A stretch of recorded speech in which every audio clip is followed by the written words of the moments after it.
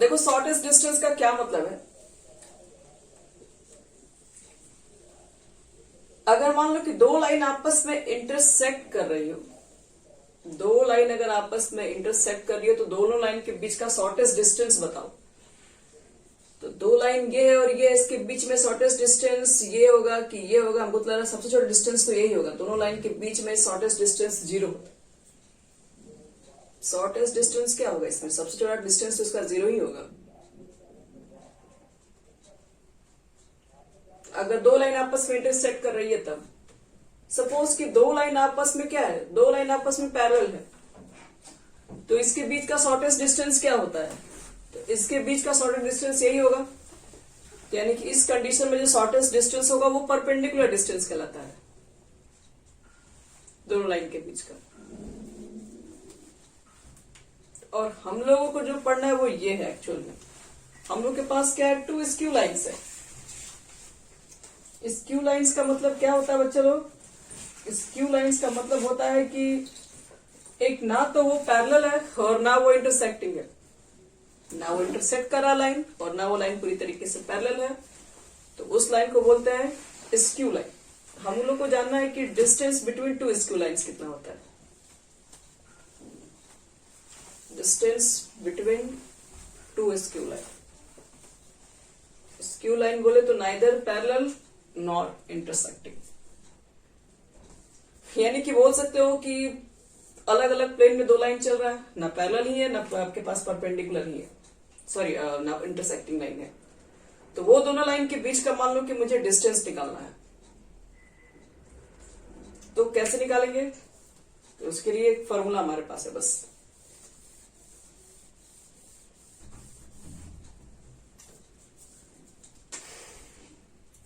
Skew line मतलब non parallel and non intersecting, बस और कुछ नहीं इसमें। चलो, तो अगर मान लो कि एक लाइन L1 है और इसमें जो दिया हुआ है मान लो कि वेक्टर फॉर्म ही दिया हुआ है A1 प्लस लेमडा B1। दूसरा लाइन मान लो L2 है, उसका इक्वेशन दे दिया है A2 प्लस लेमडा B2। और आपसे पूछे कि इसके दोनों लाइन के बीच का शॉर्टेस्ट डिस्टेंस बताओ। SD शॉर्ट फॉर्म में शॉर्टेस्ट डिस्टेंस क्या लिखेंगे इसमें? तो B1 cross B2, A2 minus A1 और B1 क्रॉस B2 का मैग्नीट्यूड। बस यही बच्चे लोगों का शॉर्टेस्ट डिस्टेंस का फॉर्मूला।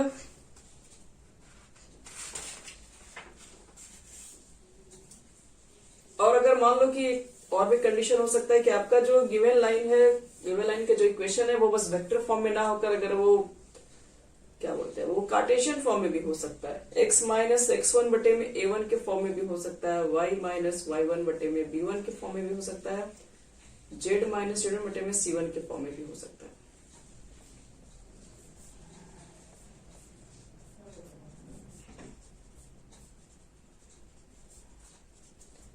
इस फॉर्म में भी हो सकता है। तो अगर मुझे निकालना है दोनों के बीच का शॉर्टेस्ट डिस्टेंस का फॉर्मूला, तो यहां तो हटेगा ही नहीं, हम ऊपर लिखते रहे।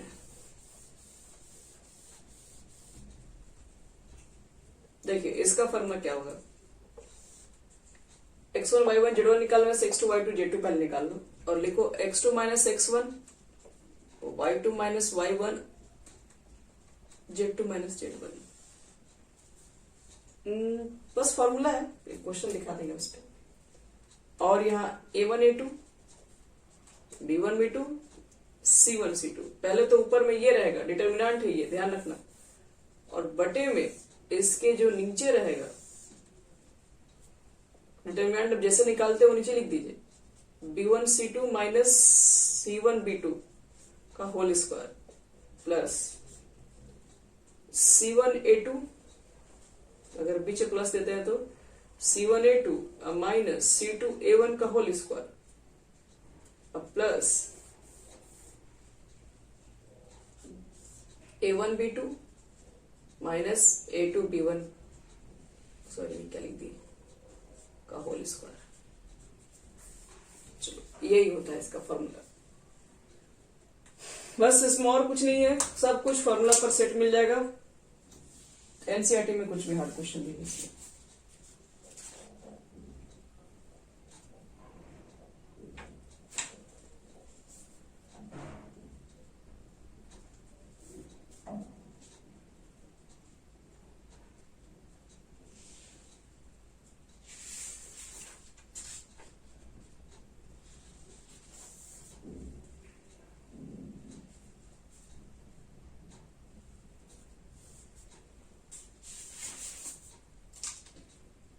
चलो अब बढ़ते हैं हम लोग इसमें आगे।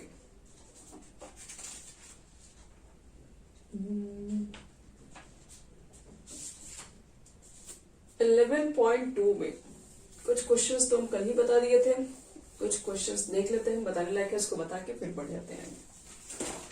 अगर तुम लोग कुछ ट्राई किए हो, कुछ नहीं बना तो पूछ सकते हो।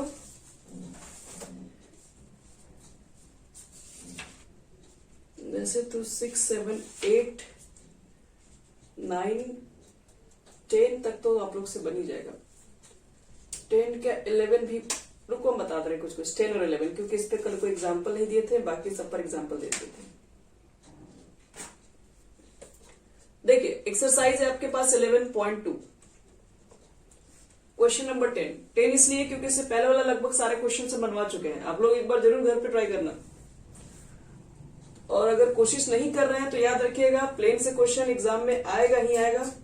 अगर आज नहीं कोशिश करेंगे तो कल वो आपसे बनेगा भी नहीं। पहले आपको समझा दिए थे प्लेन में थोड़ा मेहनत करना पड़ता है, क्योंकि बहुत सारे फॉर्मूलाज है। आप मिसलेनियस में आइए, बहुत सा फॉर्मूला जब कंबाइन करके क्वेश्चन पूछता है तो आपको समझ में नहीं आएगी किस फॉर्मूला पर बनेगा, इसलिए प्रैक्टिस बहुत जरूरी है इस पे। ये गिवन दिया हुआ क्वेश्चन, सॉरी केबीएस में plus lambda 3i 2j 6k।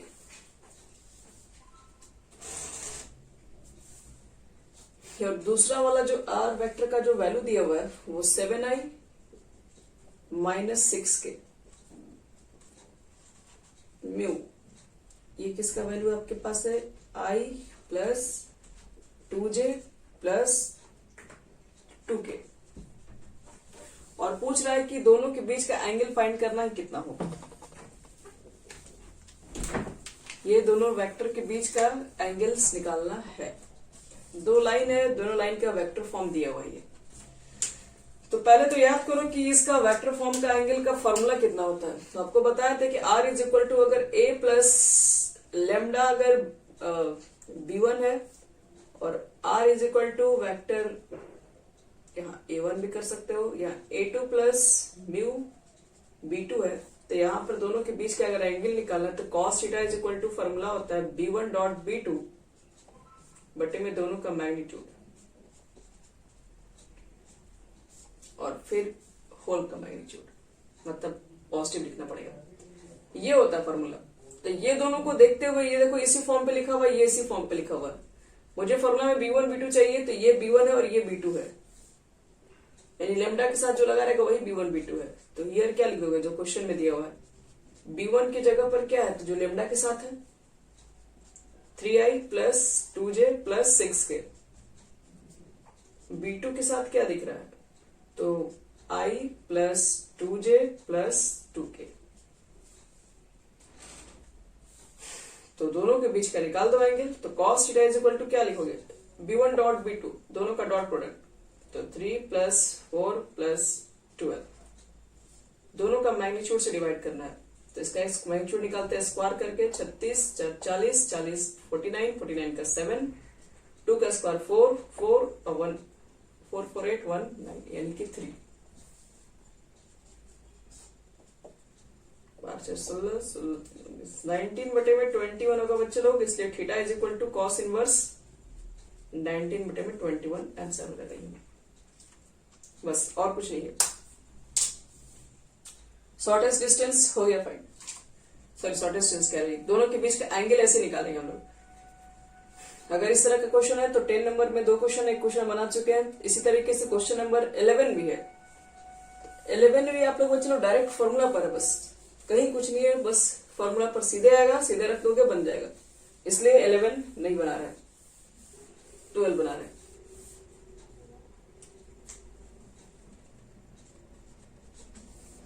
Twelve में कह रहा है कि find the value of P, P का वैल्यू निकालो, जिसमें से क्या कह रहा है कि 1 माइनस एक्स बटे में 3, 7y माइनस 14 बटे में 2p और z माइनस 3 बटे में 2। एक तो ये आपके पास लाइन का इक्वेशन है, एंड दूसरा है 7 माइनस 7x बटे में 3p, y माइनस 5 बटे में 7 और 6 माइनस z बटे में 5 आर एट राइट एंगल। ये दोनों लाइन आपस में राइट एंगल पे कट कर रहा है, तो पूछ रहा है बताओ p का वैल्यू कितना होगा। जब ये दोनों आपस में राइट एंगल पे कट कर रहा है तो जाहिर सी बात है, कल बताया था उस दिन हम लोग a1 a2 b1 b2 c1 c2 का वैल्यू जो होता है वो 0 हो जाता है सब। तो ये a1 b1 c1 है, ये a2 b2 c2 है, लेकिन है नहीं, होता कब, जब ये स्टैंडर्ड फॉर्म में लिखा रहता तब। लिखना कि the given equation can be written in the standard form.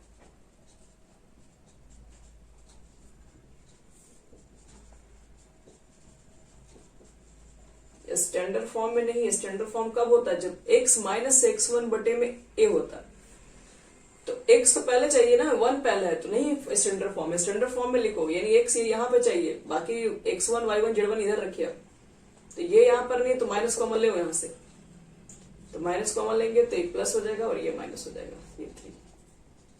ये भी स्टैंडर्ड फॉर्म नहीं है, क्यों, क्योंकि कॉफिशिएंट नहीं लगा रहता बगल में, 7 हटाना पड़ेगा, यहां से 7 निकालना पड़ेगा, तो y माइनस 2 बटे में 2p, और ये तो पहले से स्टैंडर्ड फॉर्म में, तो इसको हटाइए क्योंकि माइनस प्लस यहाँ नहीं चाहिए आगे में। तो x माइनस 1 बटे में माइनस 3 और लिख दो यहाँ पे, y माइनस 2 बटे में 2p बटे में 7, z माइनस 3 बटे में 2। ये इसका स्टैंडर्ड फॉर्म हो गया। स्टैंडर्ड फॉर्म में x y z यहाँ चाहिए हमेशा, बाकी आप कुछ भी हटा के बैलेंस कीजिए। 7 क्या है, हाँ बोलो अंकिता।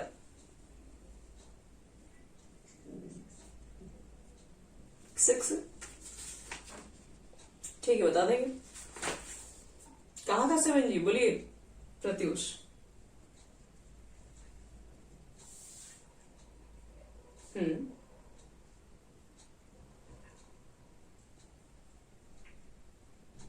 सेवन तो सिर्फ इसमें कॉमन है ना,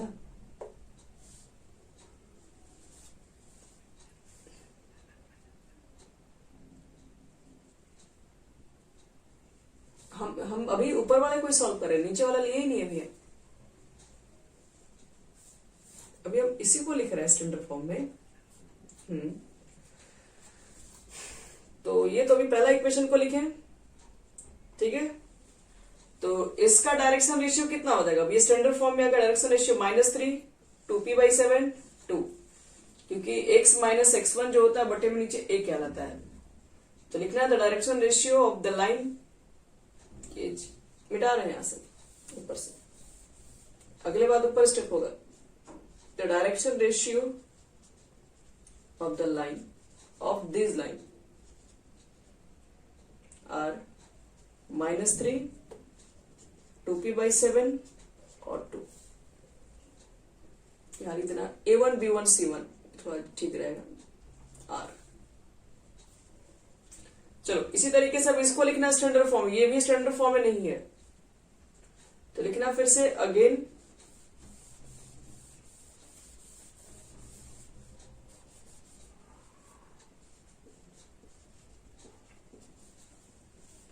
the second equation of line can be written in the standard form। इसको स्टैंडर्ड फॉर्म में लिखो, x पहले चाहिए, तो x पहले चाहिए तो इसको यहां लाना होगा, तो -7x आप -7 ही कॉमन ले लीजिए, तो x -1 आ जाएगा। ये स्टैंडर्ड फॉर्म में है क्योंकि y पहले है, ये z पहले नहीं है, तो माइनस कॉमन ले लो, तो z -6 बटे में 5। बगल में कुछ नहीं चाहिए तो बगल वाले को नीचे लेके आ जाए, इसको भी नीचे लेके, नहीं इसमें तो ठीक है सर, ये माइनस को ले जाइए नीचे, यहाँ पर एक्स वाई जेड ही चाहिए। अब जो नीचे है बच्चे लोग वो डायरेक्शन रेशियो होता है, तो direction ratio of this line कितना हो जाएगा उसको लिखो। डायरेक्शन रेशियो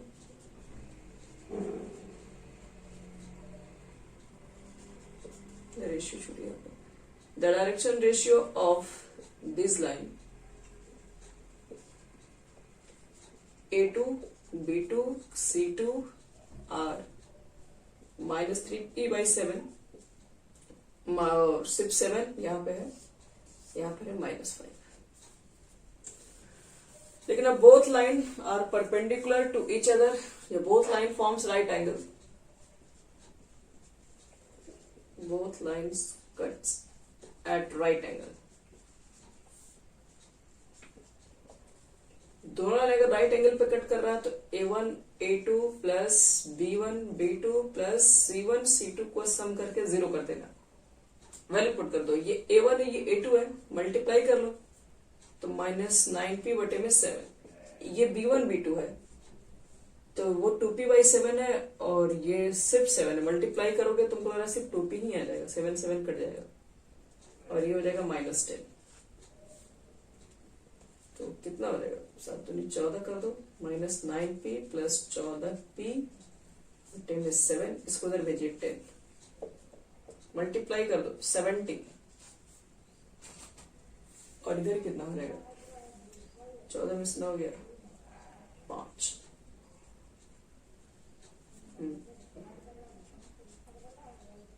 तो 5 से कटा दो,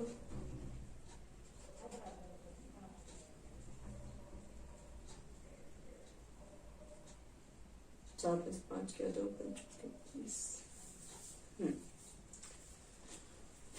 तो ये हो गया बच्चों लोग इसका आंसर। ये भी इंपॉर्टेंट क्वेश्चन है, ध्यान रखना। और एक तुम लोग को बता देना शॉर्टेस्ट डिस्टेंस कैसे निकाला जाएगा। उसके बाद आप लोग बैठ के सारे क्वेश्चन इस पे कंप्लीट करना। याद रखो, जो बन रहा है उसको बनाओ, जो नहीं बन रहा कम से कम उसको पूछिए।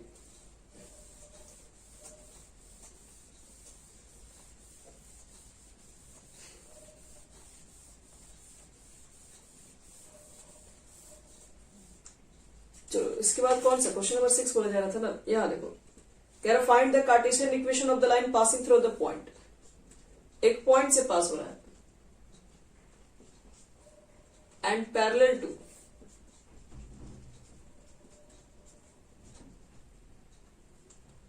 x + 3/3, y - 4/5, z + 8/6। यही है इक्वेशन हमारा।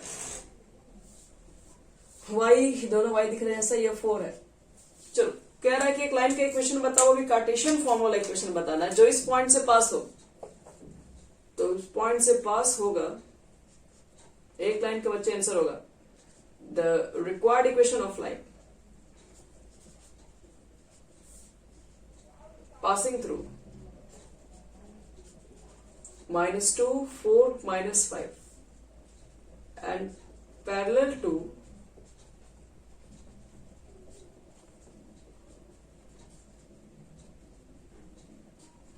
इतना इज। देखिए अगर इस पॉइंट से पास हो रहा तो क्या होता फॉर्मूला, x - x1 यानी कि -2 बटे में a, अभी रुकिए, y - y1, y1 की जगह पर 4 है, बटे में b, z - z1, z1 की जगह पर -5 है तो +5।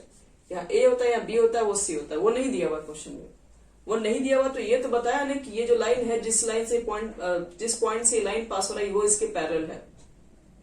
तो ध्यान दीजिए, अब ये जिसका इक्वेशन लिखते हैं, ये हम लोग पढ़े थे, ये जो इक्वेशन लिखते हैं ये क्या होता है, एक पॉइंट से पास होता है और किसी वेक्टर के पैरेलल होता है। तो ये किसी वेक्टर के पैरेलल है जिसका डायरेक्शन रेशियो नीचे लिखा हुआ है। तो जब ये लाइन इसके पैरेलल है तो ये भी तो लाइन बोल रहा है कि इसी के पैरेलल है। तो जब ये इसके पैरेलल है तो इसका भी डायरेक्शन रेशियो यही वाला रहेगा। तो जो इसका डायरेक्शन रेशियो था वो इसका भी होगा, यानी कि 3, 5, 6 यही हो जाएगा आंसर, और कुछ नया नहीं होगा। ओके, ये सब एमसीक्यू क्वेश्चन हो गया। चलो एक शॉर्टेस्ट डिस्टेंस वाला दिखा दे रहे हैं, बाकी आप लोग बैठ के सारे क्वेश्चन ट्राई करेंगे खुद से इसमें। देखो 14 नंबर कह रहा है कि find the shortest distance between the line.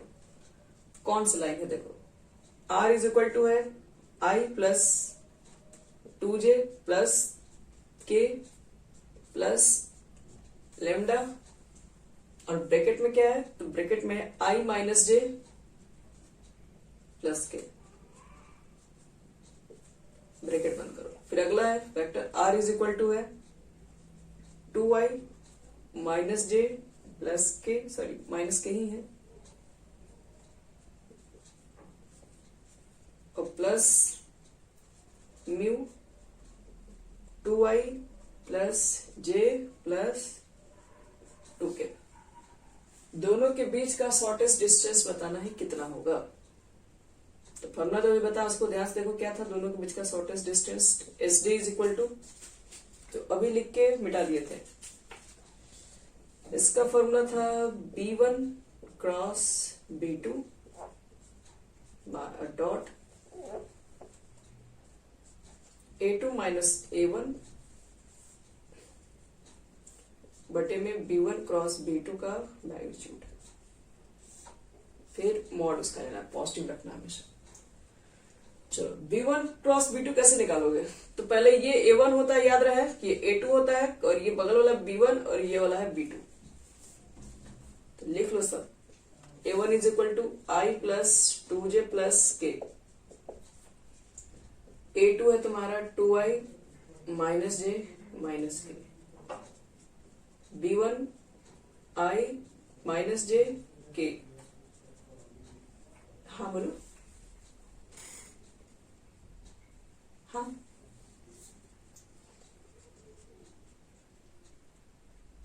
बिल्कुल बिल्कुल बिल्कुल बिल्कुल। लेमडा वाला हमेशा बी होगा, लेमडा के पहले वाला हमेशा ए ही होगा।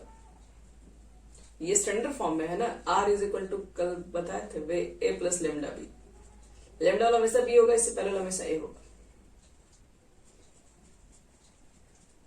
देखो बच्चे पहले ए बी लिख दो। A1 B1 A2 B2 कौन है ये पहले लिख लीजिए, ताकि आपका कंफ्यूजन दूर हो जाए और यहाँ पे आप आराम से पुट करके रख सके।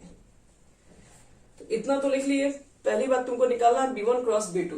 अब क्रॉस प्रोडक्ट कैसे निकालते हैं याद करो। डिटर्मिनेंट्स निकलता है, तो पहले तो डिटर्मिनेंट्स तुमको क्रॉस प्रोडक्ट निकालना पड़ेगा, यानी 1 माइनस 1 और 1 इसका कोफिशिएंट, और B2 का कोफिशिएंट है 2 1 2। तो पहले निकालना पड़ेगा बच्चे लोग तुम लोग को B1 क्रॉस B2 का वैल्यू। आई लिखो, ये वाला लाइन बंद, तो -2 -1। जे लिख के ये दोनों लाइन बंद, तो 2 -2 ये तो खत्म हो गया। के लिख के ये लाइन बंद, यानी 1 + 2 कितना हो जाएगा? -3i, ये तो 0 हो गया, प्लस 3k। तो देखो B1 क्रॉस B2 निकल चुका हमारे पास। अब कुछ नहीं चाहिए, अब सब हो गया हमारा। जैसे B1 क्रॉस B2 निकल जाएगा, रख दो यहाँ पे -3i प्लस 3k। A2 में से 1 निकाल दो। देखो A2 ये A1 ही घटा दो, 2 में से 1 गया 1, यानी कि सिर्फ i। -j में से -2j गया तो -3j, -k में से -k जाएगा तो -2k हो जाएगा। और बटे में चाहिए इसका मैग्नीट्यूड, तो इसका मैग्नीट्यूड हो जाएगा 9 और 9, 3 का स्क्वायर 9 हो जाएगा, 9 18 हो जाएगा।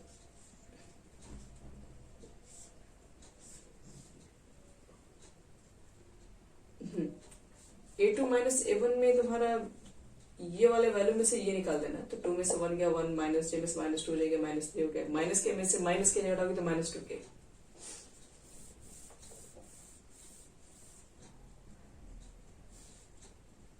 ये ना -3 ही होगा।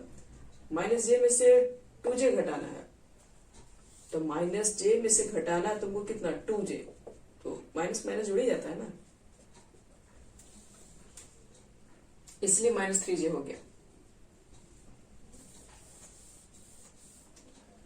नहीं तो दिक्कत है तो सामने सामने लिख के भी घटा सकते हो, कोई दिक्कत नहीं है। A2 का पहले में रख दो, A1 के बाद में रखो, दोनों घटा के सामने सामने लिख सकते हो, आएगा उतना ही। आई वाला आई से मल्टीप्लाई करो -3, जे तो है नहीं, जे 0 हो जाएगा, के वाला के से मल्टीप्लाई कर लो -6, और 18 को हम लिख सकते हैं 9 2 जा 18, 9 का 3√2 लिख सकते हैं, 3 6 हो गया, 9 मॉड बाहर निकालेंगे तो +9, 3/√2, अब चाहोगे तो √2 से ऊपर नीचे मल्टीप्लाई भी कर सकते हो, तो 3√2 बटे में 2 आ जाएगा। कुछ यही होगा इसका आंसर, इसी तरह से निकालना पड़ेगा आपको शॉर्टेस्ट डिस्टेंस के लिए।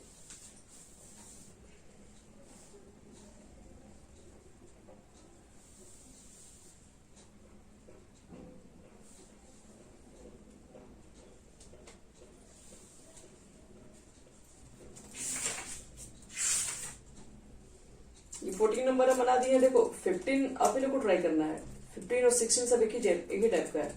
17 में थोड़ा सा बस ना अरेंज करना पड़ेगा उसको। लास्ट जो क्वेश्चन दिख रहा है, अरेंज उसमें क्या करना है, अरेंज सिर्फ उसमें इतना ही करना है कि जो टी वाला एक जगह कॉमन ले लो और विदाउट टी वाला सिर्फ एक जगह ला दो बस।